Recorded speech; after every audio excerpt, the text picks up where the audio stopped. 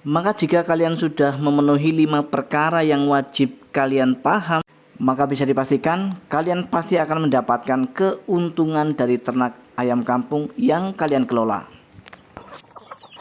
Halo, selamat sore sahabat ternak rumahan semua. Assalamualaikum warahmatullahi wabarakatuh. Gimana keadaan kalian hari ini? Mudah-mudahan kalian semua senantiasa diberikan kesehatan serta keselamatan. Amin.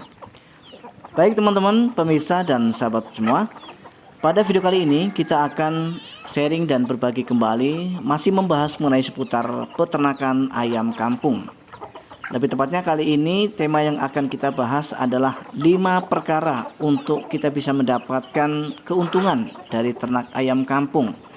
Namun sebelum kita lanjut ke videonya, kita akan selalu mengingatkan bagi teman-teman dan sahabat semua yang baru bergabung dengan channel ini.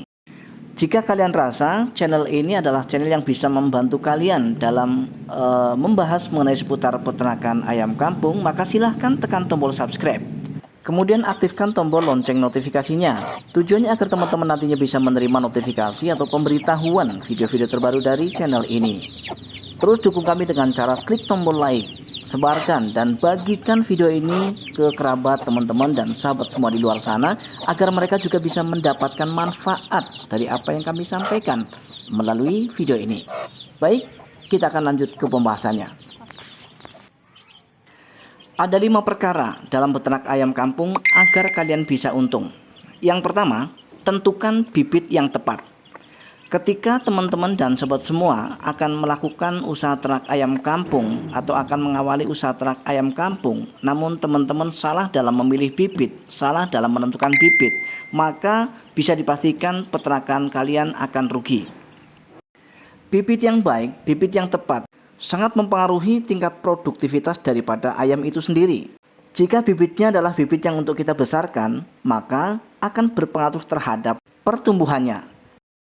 Namun jika kita memulainya dari indukan, maka akan sangat berpengaruh terhadap tingkat produktivitasnya. Karena tugas dari bibit indukan ini adalah memproduksi telur. Maka jika bibit indukannya adalah indukan yang tidak berkualitas, hasil produksinya tentu saja akan sangat rendah. Artinya tidak sesuai dengan harapan. Untuk kalian yang hobi ternak pembesaran, tentu saja kalian pasti akan membelinya mulai dari DOC atau umur 1 minggu paling tidak. Sebelum kalian membeli, pastikan bahwa DOC ini adalah DOC yang dihasilkan dari indukan ayam yang berkualitas. Indukan ayam yang berkualitas terlihat sehat, badannya gempal, gemuk, tinggi dan besar. Kemudian jika ada yang bertanya, kita harus memilih dan mengutamakan yang mana? Apakah indukan yang berkualitas atau pejantannya yang berkualitas? Sesuai dengan pengalaman teman-teman dan sahabat semua, sebaiknya kita harus memilih indukannya saja yang berkualitas. Karena secara genetik, hasil DOC yang ditetaskan itu nantinya akan mengikuti 75% dari indukan dan 25% dari pejantan. Artinya, meskipun kita hanya menggunakan pejantan yang kaleng-kaleng misalnya, tidak terlalu berkualitas karena memang itulah yang kita punya, itu tidak menjadi masalah. Yang penting indukannya. Namun untuk hasil yang lebih maksimal lagi, maka dua-duanya harus berkualitas. Pejantannya atau pacekannya berkualitas, indukannya juga berkualitas, maka akan melahirkan DOC yang lebih berkualitas. Untuk perkara yang kedua, agar kita bisa mendapatkan keuntungan dalam ternak ayam kampung adalah soal pakan. Soal pakan ini tidak hanya bagaimana cara kita memberi pakan pada ayam, namun lebih kepada porsi dan juga jenisnya yang harus tepat. Meskipun jenisnya tepat, tetapi ketika porsi yang kita berikan tidak tepat, itu juga akan berpengaruh terhadap tingkat pertumbuhan daripada DOC yang kita besarkan. Seandainya ini adalah pembesaran. Begitu juga dengan pembibitan. Ketika pakannya tidak tepat, maka akan berpengaruh terhadap tingkat produktivitas telurnya.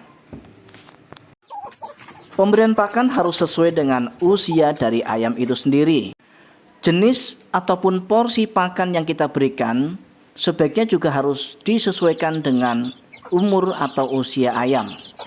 Ketika usianya masih DOC seperti ini, maka sebaiknya gunakan pakan dari pabrikan. Sedangkan untuk ayam dewasa atau untuk indukan ayam, sebaiknya kalian gunakan pakan dari alternatif yang bisa dikombinasi dengan pakan dari pabrikan. Karena jika kita murni untuk menggunakan pakan dari pabrikan, tentu saja nanti akan tidak sesuai antara biaya kos dengan hasil penjualan atau hasil produksi kita. Bab atau perkara yang ketiga yang bisa membuat kita untung dalam beternak ayam kampung adalah dengan cara kita harus rajin dan kreatif untuk menjaga kesehatan daripada ayam yang kita ternak. Banyak sekali kami jumpai peternak khususnya adalah untuk pemula, mereka taunya hanya ngasih makan dan ngasih minum, tapi begitu ayam itu sakit mereka biarkan. Bahkan tidak jarang mereka membiarkan ayam yang sakit ini sampai benar-benar mati. Jika sudah begini, siapa yang mau disalahkan? Memang betul, kematian ayam itu adalah hak ayam terhadap Tuhannya atau penciptanya. Namun kita sebagai pemeliharanya atau peternaknya itu sangat bertanggung jawab terhadap kesehatan ayam. Paling tidak ketika kita melihat ciri-ciri ayam yang sakit, kita harus mengantisipasinya. Apa penyebabnya dan apa solusinya? Setelah kita tahu penyebabnya, kemudian kita harus cari solusinya. Saya akan kasih contoh satu ayam saya yang sedang dalam keadaan tidak baik-baik saja, artinya sakit. Coba teman-teman perhatikan, apakah teman-teman bisa mendeteksi mana di antara ayam-ayam ini yang sedang dalam keadaan sakit? Nah, ini teman-teman ya, saya kasih tanda panah. Nah, ini teman-teman ya, terlihat loyo, lesu dan mukanya pucat, bukan teman-teman? Bahkan nafsu makannya jelas sangat berkurang teman-teman. Jika sudah mengetahui seperti ini, maka kita harus segera sigap. Kita harus pisahkan ayam yang sakit ini dari yang lain atau dari ayam-ayam yang lain, supaya nanti tidak menular teman-teman. Kemudian setelah kita pisahkan, boleh kita masukkan ke kandang khusus untuk kita lakukan perawatan secara intensif. Perawatan khusus, apa yang bisa membuat dia sembuh kita harus lakukan. Bisa dengan menggunakan ramuan herbal atau bisa kita beli obat di toko pakan ternak misalnya, itu pasti tersedia. Yang penting intinya kita harus betul-betul mengupayakan bagaimana supaya ayam kita bisa sehat kembali. Kita lanjut ke perkara yang keempat. Ketika teman-teman menggunakan sistem kereng atau tidak diliarkan atau tidak diumbar ayam-ayam teman-teman di rumah, berarti 1 kali 24 jam ayam ini akan terus berada di dalam kandang. Artinya kita harus benar-benar melakukan perawatan secara maksimal, terutama adalah pembersihan kandang. Ayam yang kita kereng 1 kali 24 jam berada di dalam kandang tentu saja akan banyak mengeluarkan kotoran, karena kotoran pasti akan terkumpul di dalam kandang.